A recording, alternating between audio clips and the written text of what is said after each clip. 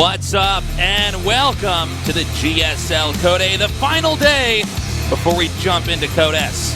Yes, this is the end of a very nice month of Code A action, and after tonight, we will have 2 weeks until the start of GSL Code S. Going to have a little break, a little bit of a holiday for the pro gamers and the casters. Yeah. But, after today, we're going to have that Code S cemented. Yeah, not a holiday for everyone, though. If you lost in Code A, you are going to be in a wild card match. That's right. Because True, of course, as many people have heard, got a visa that's going to allow him to play Congratulations in a global to him, by the way. Yeah. I mean, he made it into Code S, so he's obviously like super high tier player, but he's going to be able to play in the WCS circuit now. So he's given up that Code S spot. There's going to be, like 24 players competing for his spot. None of it will be aired, so don't ask. Yeah. Won't be aired, won't be casted, no. But definitely look for the results. That is going to be a big fight to the death. Yeah. See who makes it in there. Anyways, here is Code S coming up so far. As you can see, the race makeup, not too bad. Yeah, 9, 11, and 8. That's pretty darn good considering. As you see, True changing that region. So he has pulled out of Zerg, or it would have been 9, 11, 9, which would have been even more more impressive. But yeah, I mean, this is going to be a pretty insane Code S. Like, the only person that's really missing that I see here is Innovation. Because, of course, he lost to Dark, right? So, and he definitely is somebody who you can see beating Code S. So yeah. This Code S that we got coming up, again, it's going to be, I believe, exactly 2 weeks. 2 weeks from today? 2 weeks from today we start. So that's going to be an amazing opening night. It might be the best Code S we've ever had. Yeah, make sure you take the day off after it so that you can stay up all night watching. That's right. Because it's basically better than a holiday, and you get Christmas off, and what's that all about? Okay, that's like this consumeristic holiday. That's right. Like, what is it? No. Yeah. Code S opener, last one of the year. That's going to be much more important, obviously. So for our remaining matches tonight, this is the day Little Tasteless was born, that's too. Right. So it's like really important. And 3 nerds came down, brought 3 different esports a keyboard, gifts. a mouse, and a headset. Yeah. That's right.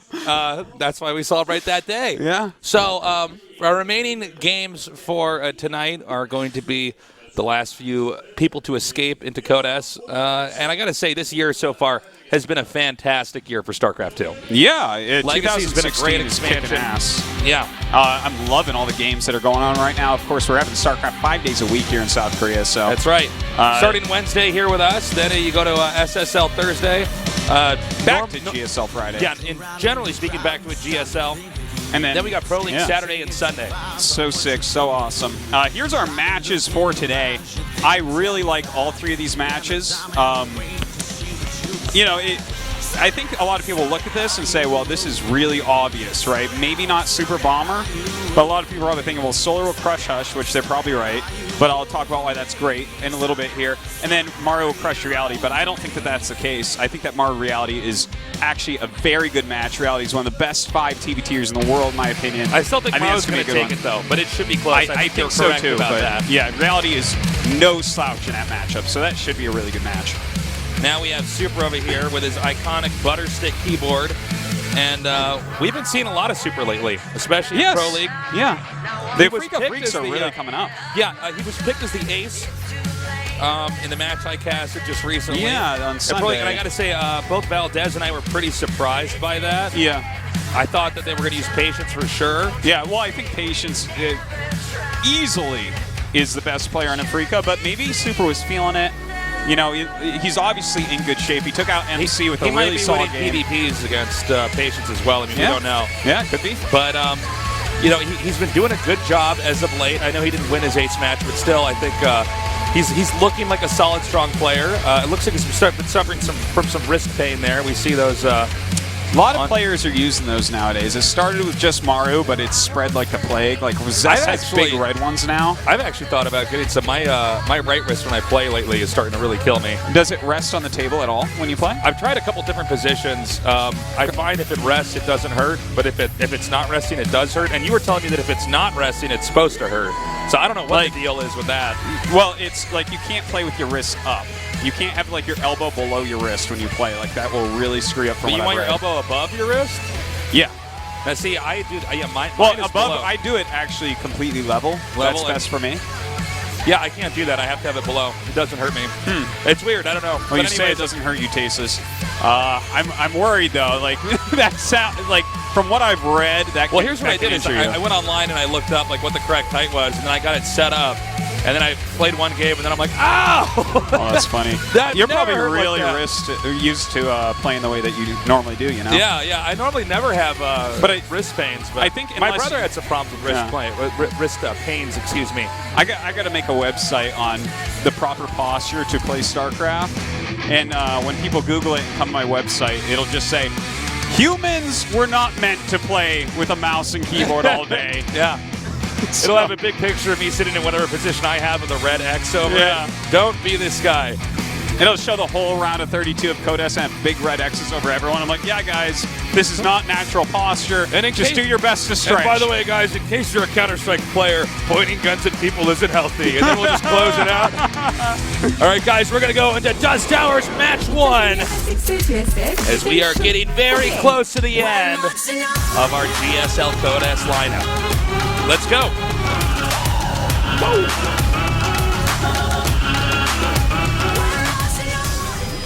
In the upper right, in the blue, our Protoss player, he is 아프리카프릭스 슈퍼.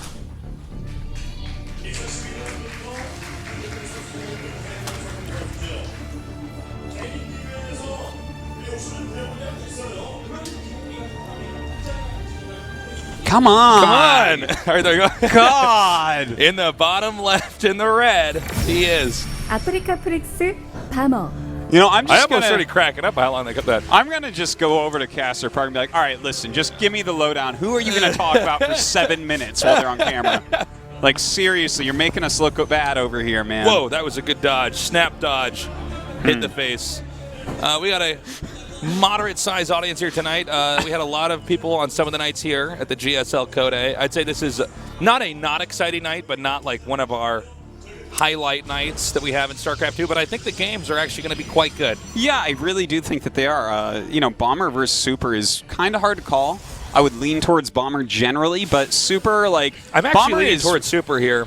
Yeah, he's been playing well recently. Bomber is more experienced. He's definitely done more, and I would say he's better under pressure and whatnot. But yeah, well, Super's that's in pretty good shape. Like overall, this is Afreeca is actually exciting me a lot these days. They're really trying to contend for that 4th spot in the Pro League playoffs. Yeah, Africa Freaks is the newest team here in Korea, but they have a pretty stellar lineup. Yeah, they don't necessarily have. I mean, you look like SKT or KT, and you're like, oh god, they're so good. Yeah. But these guys are all pretty big names in their own right, and I think they're all going to benefit from working together. They've also all had a lot of independent success. Maybe Super the least out of that. But you're right. Like Patience and Bomber and Curious have all had pretty good success. They're actually, like, I don't even want to say like they're not A-rank players as far as they're like right at A-, B+. I mean, for like GSL. Yeah, no, you're people, right. There's no champion on this team right now like Bomber was of that level. Yeah. And he's still got really a pretty good level, but we're not like expecting him, to do something like that. Yeah. But the thing is, the team is coming up. They're like playing really better and better and kind of exceeding expectations all over the place. And I'm telling you, Patience is going to be one of the best Protoss in the world. There's like no question in my mind. I think you're correct, actually. I really do. Talking about that nerd for a few months, and like he is since last SSL season, things are really starting to click with him, and especially now that he's on a real team, it's really going to help him out. So I'm just excited about this team overall. Yeah, I think they got a really great future. Unfortunately, it's going to be a team kill here tonight.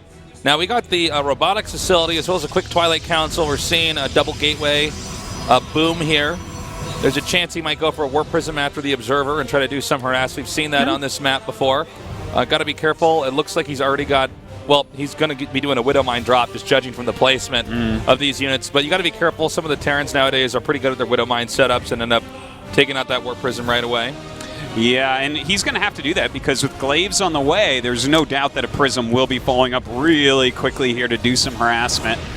But, Bomber, with this type of tech opening, I think that he's going to be all right. The one thing about Bomber, and I think maybe part of the reason why Super is doing this, is this guy does more Command Center first builds and more like heavy Marine openers than most players. But with Tech on his side, I feel like it's more likely he's going to be able to, minimize damage from any sort of Adept Warping. So the Observer's going to come out here, and it looks like he's actually going to get a few more. So he's going for a much more conservative opener, no harass here. This is also quite good. You basically set your Observers up, and we're seeing it happen in real time here. You want to set them up to spot where it's likely that medevacs are going to come through, and then what you try to do is deflect the attacks or ideally eat up the drops. Yeah. Just gun down the medevac and then take that the potential double-edged sword that can occur when you have a player who's going for drops. Gun that down and get an advantage that way. And good targeting here, and I cannot believe that didn't die! Oh, man, that's crazy. Are you serious? Well, that actually shuts out the access point to help defend that base. I actually thought he might have the Adept soak up a mine hit, but it looks like he's going to be very safe here. Almost does by accident there, but cleans it up. A Liberator on the way, and the Prism sees that on its way out. Liberator does not chase the Prism here or do any damage to it. We can assume you probably still saw it, maybe not. Sometimes that does happen. And Bomber continues his harassment, but overall, this is just like amazing defense by Super. You can't complain about it at all, really. Yeah. Right now, it's not doing the damage it's supposed to do at all. It's only killed 3 probes, and also Bomber not really great with the multitasking here. He has not moved that Liberator. That is just AFK right now. This is, I gotta say, he's killed 5 probes, but is that really enough? Let's see how much damage these Adepts do. Doesn't look like too much for the time being. And that 3rd Command Center is about to finish as well. So the game is actually pretty even at this point. Yeah, it really is. Definitely cannot put anybody at Elite so far. We see the 1-1 upgrades that the Forges are coming here for Super. Looks like the Liberator's going to try to hunt down the Warp Prism. Now there are Adepts in there.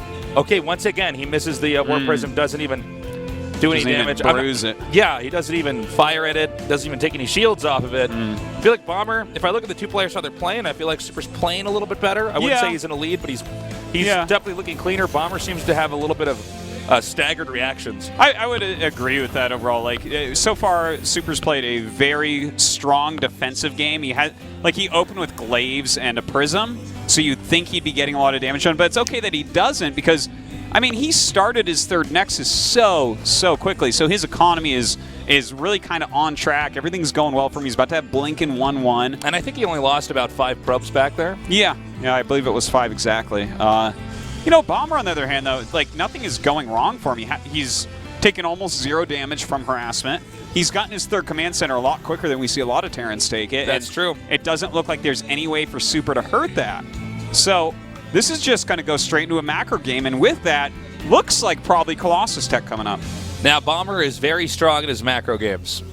Yeah, he is. He's definitely one of those. He keeps on top of those minerals. Yeah, he is really good at macroing and spending and pushing. So we'll see how Super fares against something like that. Super, historically, has had some odd late game.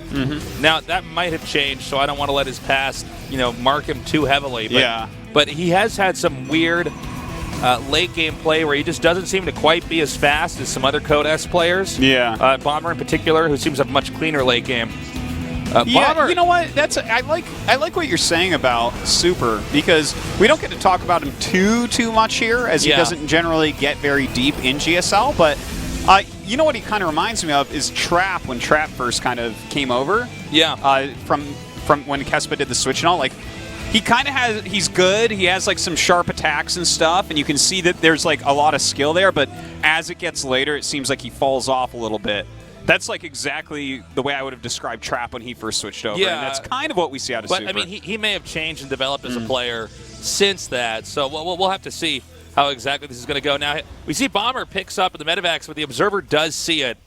I'm going to assume that Super knows that this is coming, that he was paying attention to that, because this is going to be pretty big. Now, even the absence of the units there should be enough of a tell that something's going on. He's moving that Observer out into the standard position to spot for whenever Terran leaves. We see this in pretty much every PvT. And you know what? He made a Stargate and some Phoenixes here, and I think that's just anti-Liberator. He doesn't want to have to deal with a Bomber throwing Liberators all over the map all game, so... Bomber's quite good at task juggling. I also like this pylon in the center right. Yeah. I think the most vulnerable point for Protoss is probably actually the third to get hit because the third is so next to the very upper right base. So there's a lot of like jumping point back of abuse. and forth. Yeah, so I think he's actually got that set up pretty nicely. Yeah. I believe though. Yeah, there they are. Okay. The drop is down here at the bottom right. Yeah, a Phoenix actually came down and saw that, and thus Bomber kind of ran away and dropped off. So I like where Super's at. It's not like he's just going to win from this position, but his 2-2 is about to finish. He's been going 2 Robo Colossus for a while. We don't have any anti-Colossus tech. So we don't see, like, look at this. There's not even a second starport on the way. Well, I think Bomber's kind of treating this map like he wants to hit from a lot of different locations and not worry so much about swallowing up the Colossus or winning in a straight-up fight. He just wants to be kind of everywhere. I mean, Terran have a lot of mobility against Protoss. Protoss armies are pretty scary, but Terran can be pretty nimble at a lot of times. It's a really solid way to play, too. Like, I like that. I would prefer this. We've seen a lot of players lately that it seems like they don't remember Heart of the Swarm because they make like 4 Vikings then just die to the Colossus player. But like I prefer that he just makes more Marauders, you know, and tries to outmaneuver here and keep Super off of a 5th base. Oh, losing that 1 medevac and unable to load 2 Marauders out of the next one. It looks like this attack is going to be cleaned up pretty easily. Liberators coming in here, but gunned down, and Bomber trying to multitask, but not so effectively. Yeah, messing up a little bit there. He does come and stim in here, trying to pick off some of these Colossi, and picks off 2 of them, but loses quite a bit for it. In fact, that drop going to fall as well. A few probes going down, but this has to be looked at as a victory for Super so far.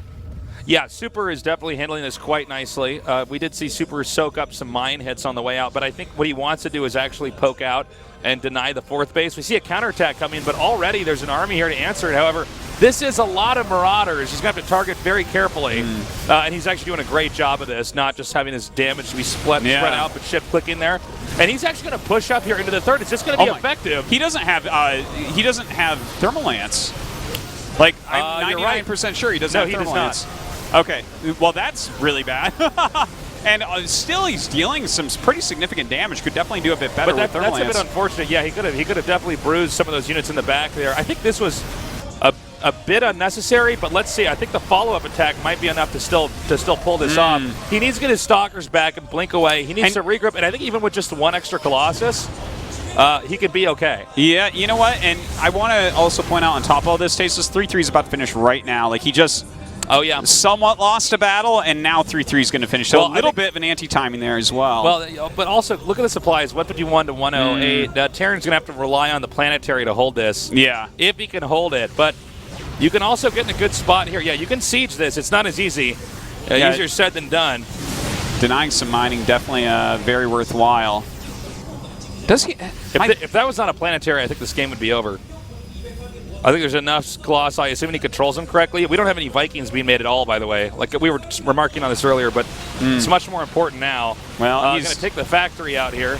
Just needs to move these Colossi back, and he loses 2 almost instantaneously. Yeah, that's really, really painful to have them so far out in front, just lose them. But a blink forward here, aggressively taking down units. And you know what? He can actually force field the ramp here if he wants. I don't know if he has the energy. I think he does. Instead, he's Guardian shielding his own sentries.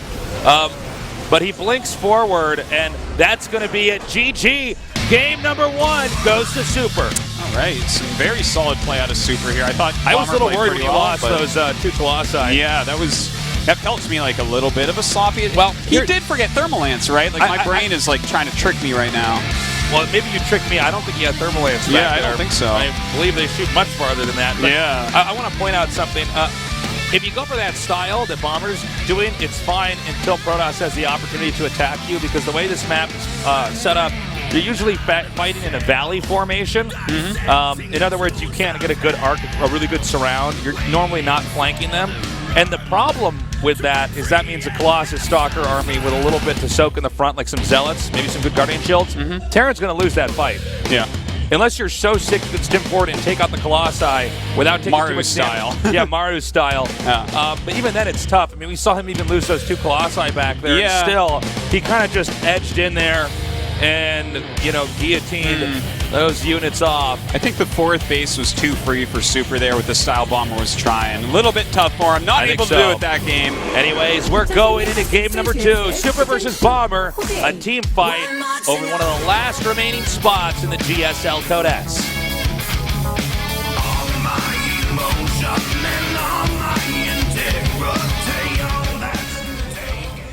In the bottom right, in the blue, our Protoss player. 아프리카 프릭스 슈퍼.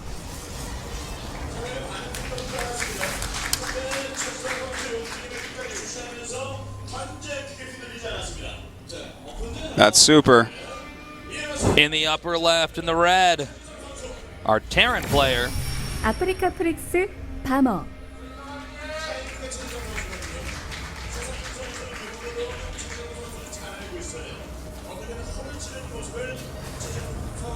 A legend, living legend. Do you remember when he first like hit the GSL? Everyone was saying this guy is just as good as MVP. Yeah, But then he just like could not quite win a GSL. Had good success in foreign tournaments, but at home could not quite keep up with the likes of MC and ST, MVP, all that jazz. Well, MVP kind of surpassed everybody. I mean, we don't really have somebody that can kind of. Yeah, MVP. MVP, I think, still kind of stands as like the guy. Yeah. For all of StarCraft 2. Pretty much. Like life was on the brink of like breaking that, but yeah. It's MVP really. MVP actually. It was never declared. He didn't just get deep; he won. Yeah. I think SOS, as if he was winning stuff in Korea.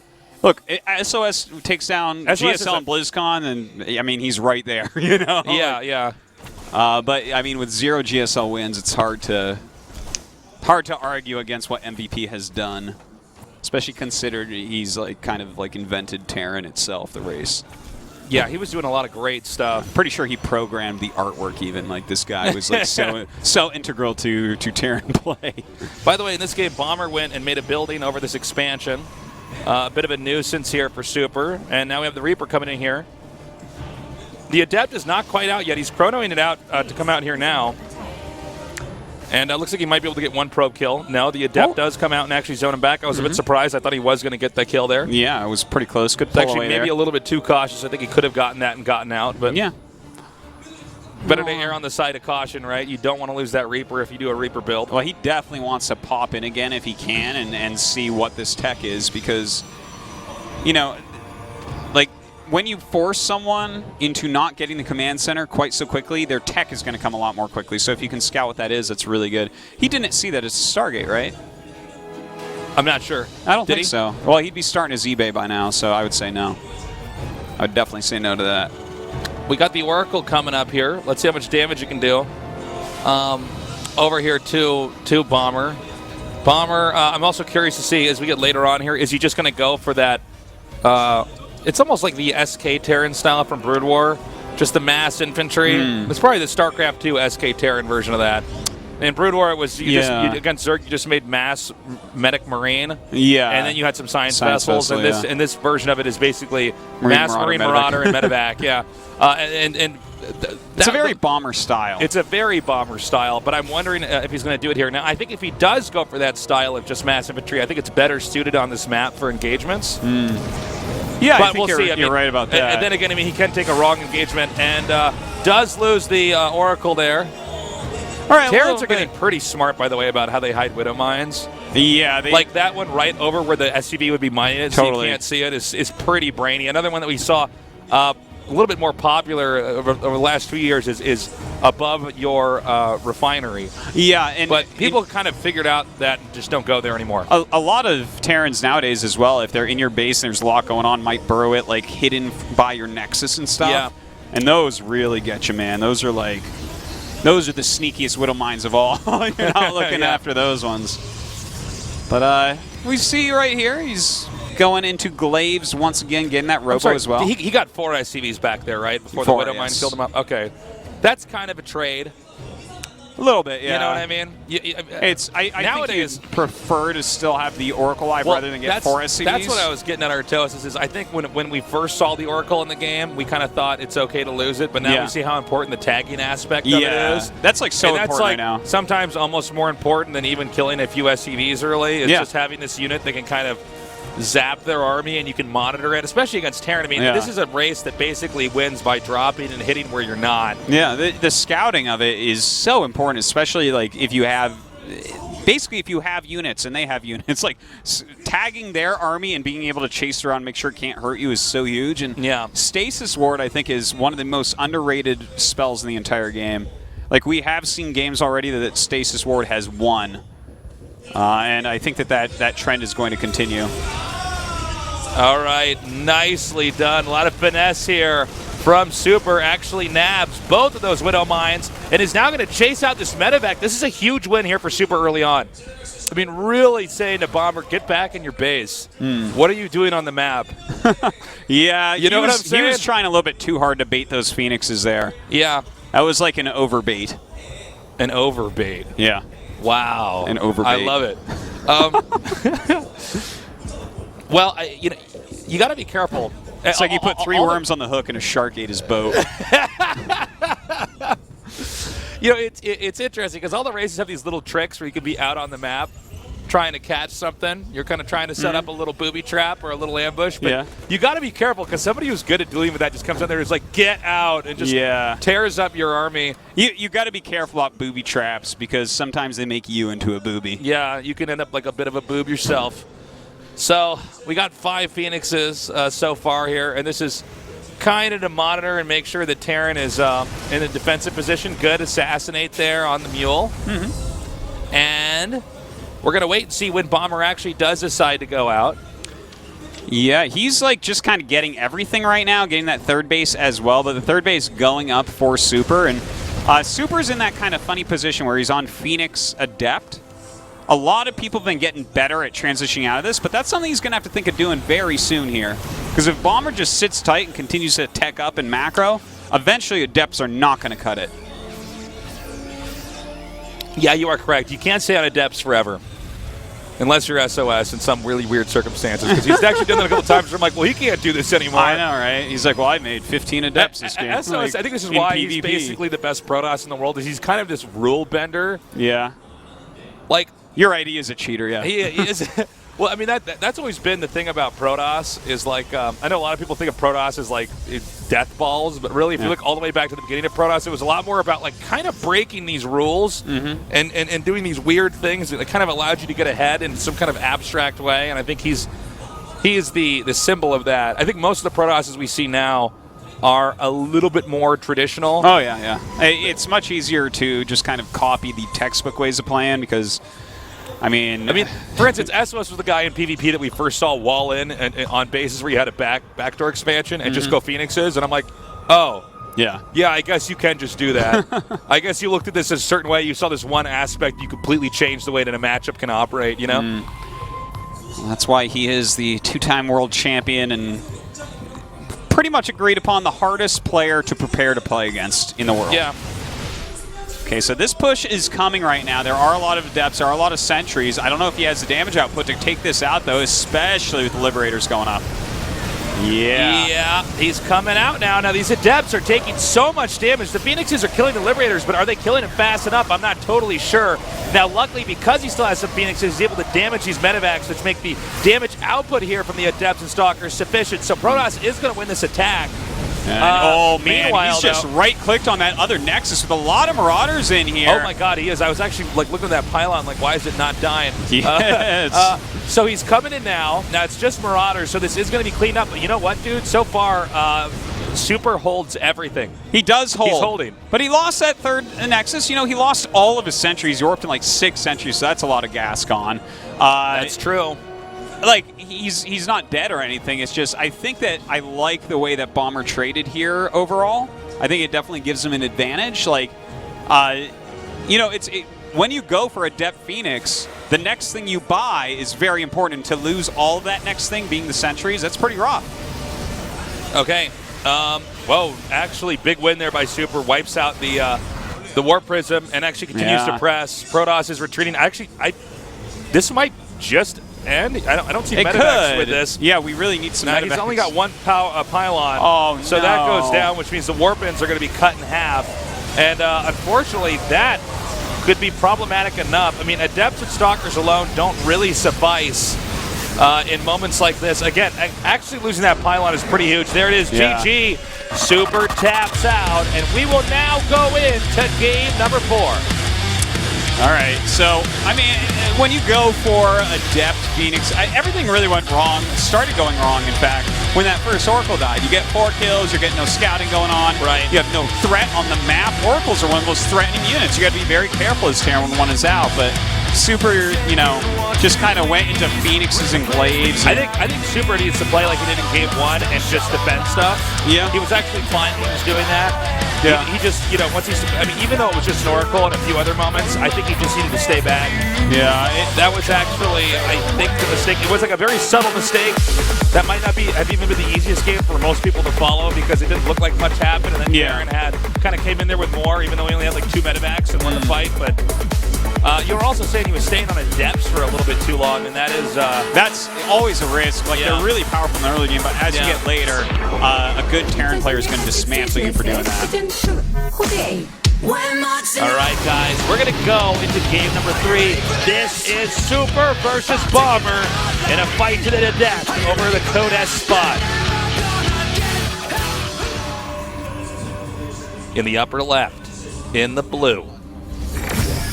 아프리카 프릭스 슈퍼. He's got those wrist guards on. That's right. Where do you get those? You get those at a hospital or something? Well, those ones you can get from like a pharmacy. So you get them at H&M. In the upper right, in the red. 아프리카 프릭스 밤어. So how does that work? What is there, like Tiger Bomb in there or something, or like? No, those ones particularly are actually for wrists, like specifically to like kind of keep them straight and stuff. So how does it work? Does it keep you? Thanks for coming down, guys. Welcome to the show. Hope you're enjoying the games. They care a lot about this wrist conversation. They're loving this wrist conversation. Yeah. They're gonna go get some wrist guards themselves. Yeah. That'll look cool walking down the street. Yeah, but like for instance, Mario and Zest actually just use like Nike ones. Like, really? Or whatever, sports ones, like tennis players use. I got to look it up a little bit about exactly what those are used for, because I know they're used in tennis,